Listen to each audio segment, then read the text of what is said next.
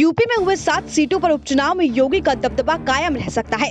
India के exit poll के परिणामों के मुताबिक यूपी की 7 विधानसभा सीटों में से बीजेपी को 5 से 6 सीटें मिलती दिखाई दे रही हैं। वहीं दूसरी ओर समाजवादी पार्टी को 1 से 2 विधानसभा सीट पर जीत हासिल कर सकती है। अगर वोट शेयर की बात करें तो एग्जिट पोल के आंकड़ों के मुताबिक यूपी में बीजेपी को 37% वोट मिल सकते हैं, जबकि राज्य की दूसरी सबसे बड़ी पार्टी समाजवादी पार्टी को 27% वोट मिल रहे हैं। बता दें, बिहार विधानसभा चुनाव और मध्य प्रदेश में उपचुनाव के नतीजों के बीच उत्तर प्रदेश की 7 विधानसभा सीटों के लिए भी उपचुनाव के नतीजे के लिए वोट की गिनती हो रही है।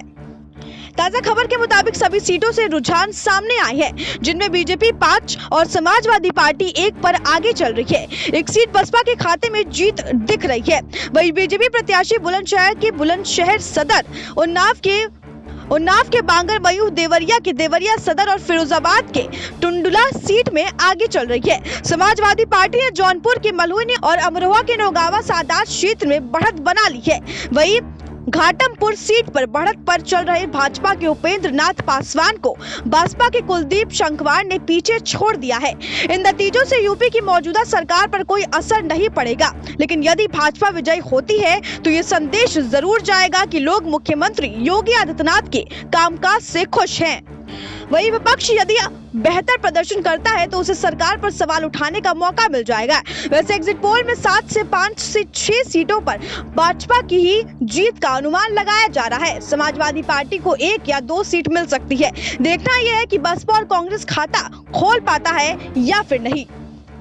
वही टुंडला विधानसभा सीट के उपचुनाव में अब फैसले की गिनती जारी है। ईवीएम में बंद मतदाताओं के फैसले से क्या कमल खिलेगा या फिर हाथी अब गवाई हुई सीट पर फिर से चिंगार भरने में कामयाब होगा।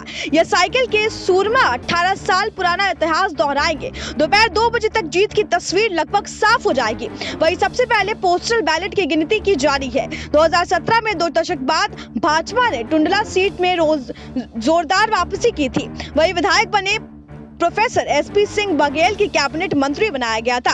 2 साल बाद आगरा सांसद बनने के बाद उनके इस्तीफे से सीट खाली हो गई थी। बता दें, उपचुनाव के लिए वैसे तो मैदान में 10 प्रत्याशी थे, लेकिन मतदाता तक संघर्ष त्रिकोणीय हो गया है। 3 नवंबर को मतदान में 50.27 या 30% वोट मिले थे। इसके बाद ईवीएम को टुंडला में मंडी समिति स्थित स्ट्रॉन्ग रूम में रखवाव के लिए रख दिया गया था। वहीं बुलंदशहर जिले के सदर विधानसभा सीट पर 3 नवंबर को उपचुनाव के लिए मतदान हुआ था। मतदान के बाद आज सुबह 8 बजे नजर की नई मंडी परिसर में कड़ी सुरक्षा के बीच मतगणना शुरू हो गई है। सबसे पहले बैलेट पेपर की गिनती शुरू हुई। इसके लिए 3 टेबल लगाए गए हैं। वहीं मतगणना की प्रक्रिया करीब 28 राउंड में पूरी की गई है।